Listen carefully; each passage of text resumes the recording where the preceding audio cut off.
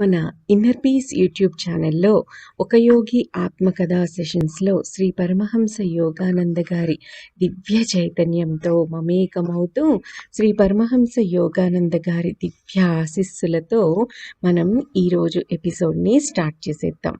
ఈరోజు మనం గాంధీ మహాత్ములతో యోగానంద గారు గడిపిన ఆ సమయం గురించి తెలుసుకుందాం.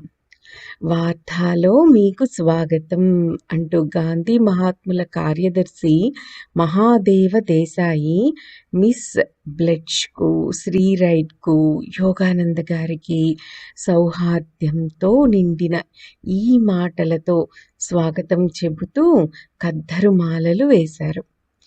యోగానంద గారి చిన్న బృందం, ఎవరు యోగానంద గారు, మిస్ బ్లైట్ష్ అండ్ శ్రీ రైట్, వీళ్ళు ముగ్గురు. ఈ చిన్న బృందం ఆగస్టులో ఒకనాడు వేకువజామున అప్పుడే వార్తా స్టేషన్లో దిగారనమాట. సో వారికి అద్భుతంగా మహాదేవ దేశాయి, గాంధీ మహాత్ముల కార్యదర్శి, స్వాగతం పలికారు. బండిలో ఉన్న దుమ్ములో నుంచి, ఉక్కపోతలో నుంచి బయటపడ్డందుకు వారు చాలా సంతోషించారట. సో వారి సామాను ఒక ఎద్దు బండిలో వేయించి శ్రీ దేశాయితోనూ, ఆయన వెంట వచ్చిన బాబాసాహెబ్ దేశ్ముఖ్, డాక్టర్ పింగళ్ళే గార్లతో కలిసి యోగానంద గారి బృందం ఒక తెరిపి మోటార్ కారులో బయలుదేరారు. సో బురద కొట్టుకుపోయిన నాటు రోడ్ల మీద కొంతసేపు ప్రయాణం చేసి మగన్బాడి చేరారు. భారతదేశ రాజకీయ ఋషి ఆశ్రమం అది. సో దేశాయి గారు యోగానంద గారి బృందాన్ని వెంటనే ఒక రాతి గదిలోకి తీసుకువెళ్ళారు. అక్కడ గాంధీ మహాత్ములు బాసెం పట్టు వేసుకుని కూర్చొని ఉన్నారు. ఒక చేతిలో కలం, మరో చేతిలో ఒక కాగితం ముక్క. ఆయన ముఖంలో హృదయాకర్షకమైన మధుర మందహాసం. స్వాగతం అని హిందీలో రాశారు ఆయన. ఆ రోజు సోమవారం, వారానికోసారి ఆయన మౌనం పాటించే రోజు ఆ సోమవారం అది. యోగానంద గారు కలుసుకోవడం అదే మొదటిసారి అయినా వారు ఒకరినొకరు ఆప్యాయంగా చూసుకున్నారు. గాంధీ మహాత్ములు 1925లో రాంచీ విద్యాలయాన్ని సందర్శించారు. అది ఆ విద్యాలయానికి ఒక గౌరవంగా చెప్పుకోవచ్చు. ఆ సందర్భంలో ఆయన అతిథుల అభిప్రాయాల పుస్తకంలో దయతో ప్రశంసాపూర్వకమైన మాటలు కొన్ని రాశారు. ఆ రాంచీ విశ్వవిద్యాలయంలో అతిథుల అభిప్రాయ పుస్తకంలో దయతో ప్రశంసాపూర్వకమైన మాటలను కూడా మహాత్మా గాంధీ రాశారు. 100 పౌనులు స్వల్పకాయం గల ఆ సాధువులో శారీరక, మానసిక, ఆధ్యాత్మిక ఆరోగ్యాలు ప్రస్ఫుటమవుతున్నాయి. స్నిగ్ధమైన ఆయన ధూభ్రమణ నేత్రాలు జ్ఞానంతో, చిత్తశుద్ధితో, వివేకంతో వెలుగొందుతున్నాయి. ఈ రాజనీతిజ్ఞులు న్యాయ, సాంఘిక, రాజకీయ పోరాటాలు అనేకం జయించారు. గాంధీ గారు భారతదేశంలోని లక్షలాది జనహృదయాల్లో స్థానం సంపాదించుకున్నంతగా ప్రపంచంలో మరే నాయకుడు కూడా సంపాదించుకోలేదు అంటారు యోగానంద గారు. మహాత్ముడు అంటూ ఆయనకు వచ్చిన ప్రసిద్ధ బిరుదం ప్రజలు స్వచ్ఛందంగా ఆయనకు అర్పించిన నివాళి. వాళ్ల కోసమే ఆయన తమ దుస్తుల్ని కొల్లాయి గుడ్డకు పరిమితం చేసుకున్నారు. చాలా వ్యంగ్య చిత్రాలకు ఎక్కిన ఆ కొల్లాయి గుడ్డ అంతకు మించినదేదీ ధరించజాలనని దళిత జన బాహుళ్యంలో తాము ఒకరమన్న భావనకు చిహ్నమైంది అంటున్నారు యోగానంద గారు. ఆశ్రమవాసులు పూర్తిగా మీ సేవకు హాజరుగా ఉంటారు. ఏ పని కావాలన్నా దయచేసి వాళ్ళని అడిగి చేయించుకోండి అంటూ శ్రీ దేశాయి యోగానంద వారి బృందాన్ని రాత గదిలో నుంచి అతిథి గృహానికి తీసుకువెళ్తూ ఉండగా మహాత్ములు అప్పటికప్పుడు ఈ ముక్కలు రాసి యోగానంద గారికి ఆ కాగితాన్ని అందించారు. ఏమని రాశారు ఆ కాగితంలో? ఆశ్రమ వాసులు పూర్తిగా మీ సేవకు హాజరుగా ఉంటారు. ఏ పని కావాలన్నా దయచేసి వాళ్ళని అడిగి చేయించుకోండి అని. దేశాయి గారు యోగానంద గారి బృందాన్ని పండ్ల తోటల గుండా, పూల తోటల గుండా నడిపించి జాలి కిటికీలున్న ఒక పెంకుటింటికి తీసుకువెళ్లారు. ముందరి దొడ్లో ఉన్న 25 అడుగుల నూతిని పశువులకు నీళ్లు పట్టడానికి ఉపయోగిస్తారని చెప్పారు. ఆ పక్కనే ధాన్యం నూర్చడానికి సిమెంటు చక్రం ఒకటి ఉంది. ఇలా యోగానంద్ గారు వారిలో ఒక్కొక్కరికి ఒక్కొక్కటి చొప్పున ప్రత్యేకంగా ఇచ్చిన చిన్న పడక గదుల్లో వీలైనంత కనీస సామాగ్రి మాత్రమే ఉంది. నులక తాటితో అల్లిన ఒక మంచం మాత్రం ఉంది. వెల్లవేసిన వంటింట్లో ఒక మూల నీటి కుళాయి ఉంది. మరో చోట వండుకోవడానికి ఒక పొయ్యి ఉంది. కాకుల అరుపులు, పిచ్చుకల కిచకిచలు, పశువుల అంబారావాలు, రాళ్లు కొట్టేటప్పుడయ్యే టప టప చప్పుళ్ళు, నిరాడంబరమైన పల్లెల్లో వినబడే శబ్దాలు యోగానంద గారి చెవులకు సోకాయి. శ్రీ రైట్ యాత్రా దినచర్య ట్రావెల్ డైరీ పుస్తకాన్ని గమనించి శ్రీదేశాయ్ దాన్ని తెరిచి అందులో ఒక పేజీలో గాంధీ మహాత్ముల యథార్థానుయాయులు అంటే సత్యాగ్రహులు అందరూ చేసే సత్యాగ్రహ వ్రత ప్రతిజ్ఞలని వరసగా రాశారట. అంటే సత్యానికి నిలబడి ఉండడం అన్నది ఈ సంస్కృత పదానికి అనువాదం. ఏ సంస్కృత పదానికి? సత్యాగ్రహ అన్న సంస్కృత పదానికి అర్థం సత్యానికి నిలబడి ఉండటం. సత్యాగ్రహ అన్నది గాంధీ గారు నడిపిన ప్రసిద్ధ అహింసోద్యమం అని మనకి తెలుసు కదా. శ్రీ దేశాయి గారు శ్రీ రైట్ గారి యాత్రా దినచర్య ట్రావెల్ డైరీ పుస్తకాన్ని తీసుకుని అందులో గాంధీ మహాత్ముల సత్యాగ్రహ వ్రత ప్రతిజ్ఞల్ని వరసగా రాసుకొచ్చారు.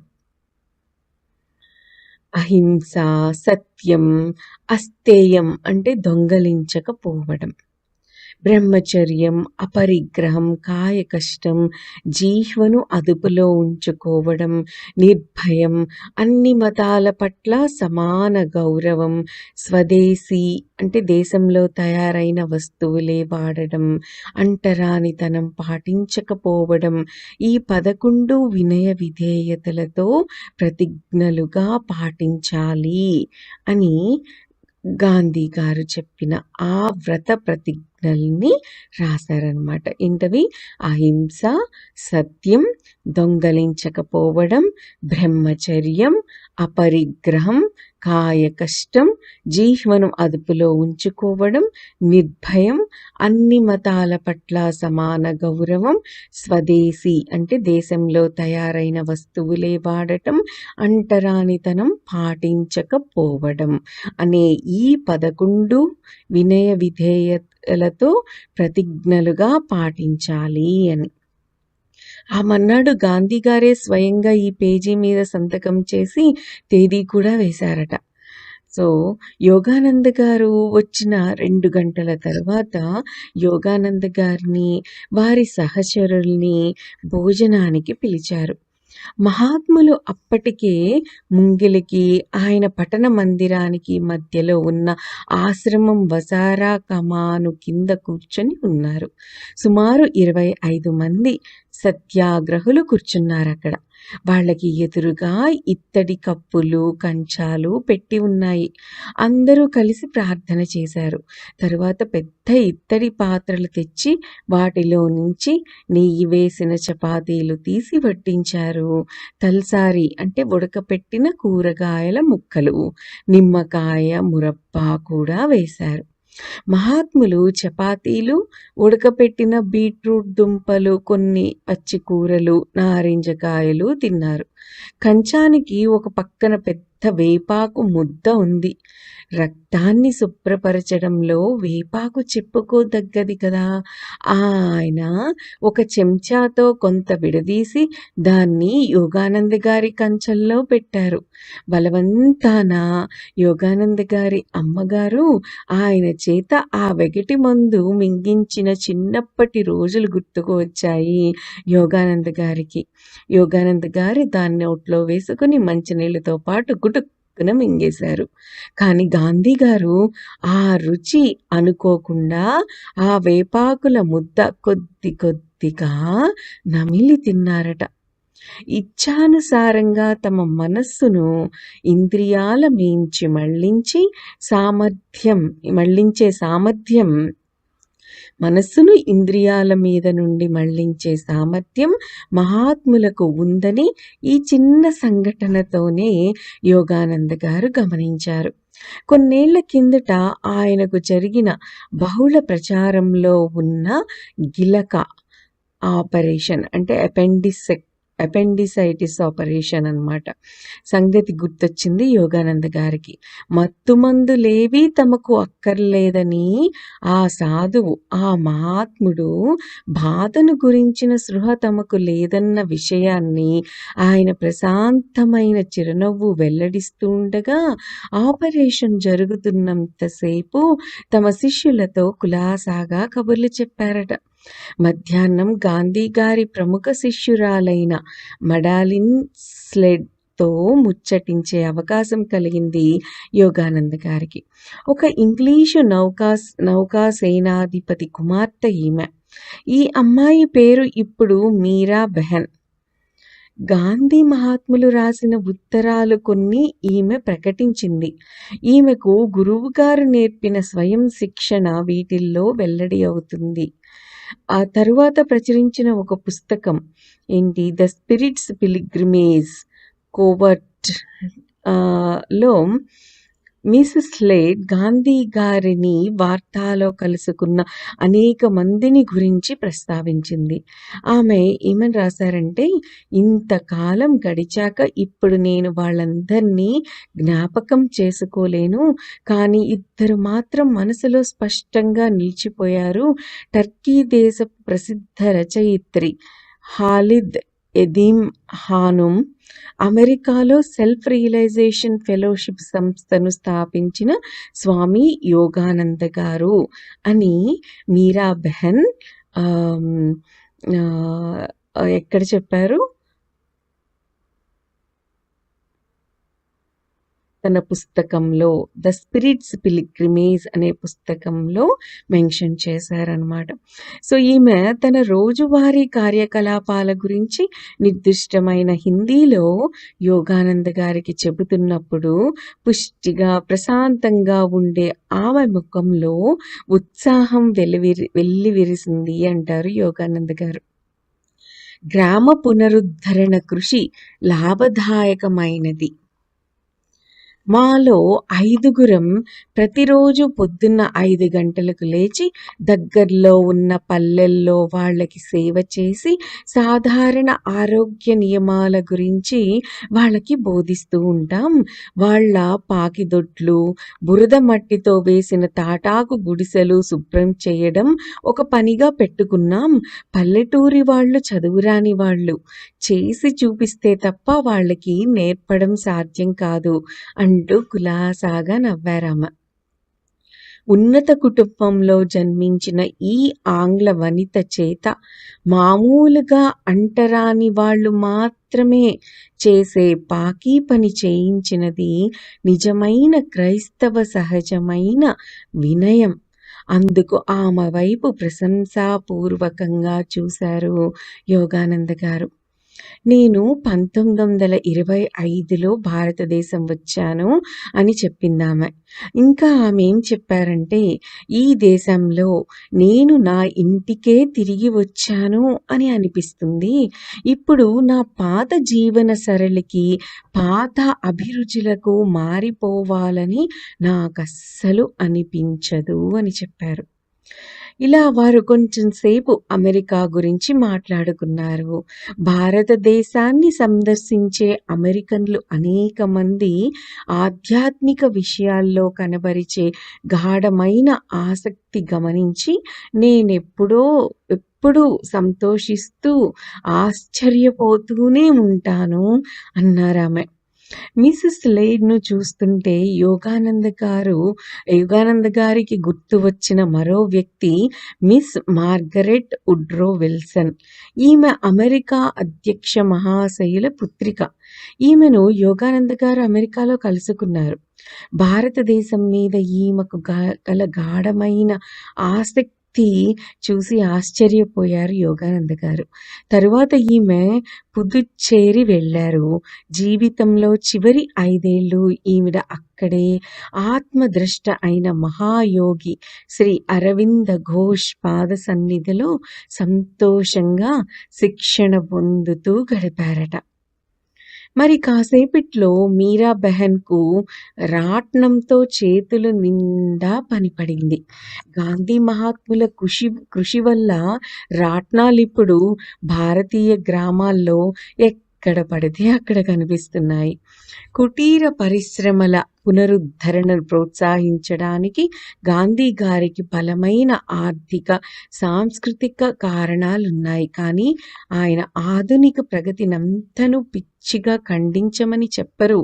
యంత్రాలు, రైళ్లు, కార్లు, టెలిగ్రాము ఆయన జీవితంలోనే ప్రముఖ పాత్రలు వహించాయి. ఆయన సేవ చేసిన కాలం అంటే రాజకీయ ప్రపంచంలోని వ్యవహార వివరాలతోనూ, కఠోర సత్యాలతోనూ ప్రతిరోజు కుస్తీ పట్టిన, జైలులోనూ బయట కూడా కలిసి 50 ఏళ్ల ఆ కాలం ఆయన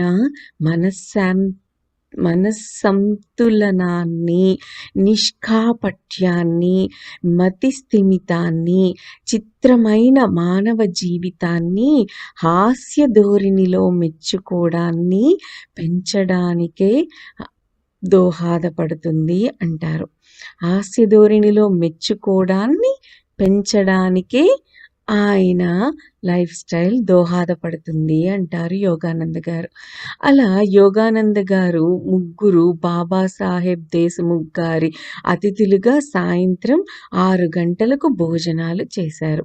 రాత్రి 7 గంటలకు మళ్ళీ వీరు మగన్వాడి ఆశ్రమంలో ప్రార్థన వేళకు వెళ్ళి డాబా ఎక్కారు. అక్కడ 30 మంది సత్యాగ్రహులు గాంధీ గారి చుట్టూ కూర్చుని ఉన్నారు. ఆయన ఒక తుంగ చాప మీద కూర్చుని ఉన్నారు. పాతకాలపు జేబు గడియారం ఒకటి ఆయన ముందు వైపు ఉంది. వాలుతున్న సూర్యుడు తాటి చెట్ల మీద, మర్రి చెట్ల మీద చివరి వెలుగులు ప్రసరిస్తున్నాడు. రాత్రి రొద, కీచురాళ్ల చప్పుళ్ళు మొదలైపోయాయి. వాతావరణం పూర్తిగా ప్రశాంతంగా ఉంది. యోగానంద గారు కూడా మైమరిచిపోయారు. శ్రీ దేశాయి భజన కీర్తన ఒకటి పాడుతూ ఉండగా తక్కిన వాళ్ళంతా ఆయన పాడింది అందుకుని పాడుతున్నారు. తరువాత గీతా పారాయణ జరిగింది. ముగింపు ప్రార్థన యోగానంద గారిని చెయ్యమని మహాత్ములు ఆయనకు సంజ్ఞ చేశారు. ఆలోచనకు, ఆశయానికి ఎటువంటి పొందిక ఉంది? ఎప్పటికీ మనసులో ఉండిపోయే స్మృతి.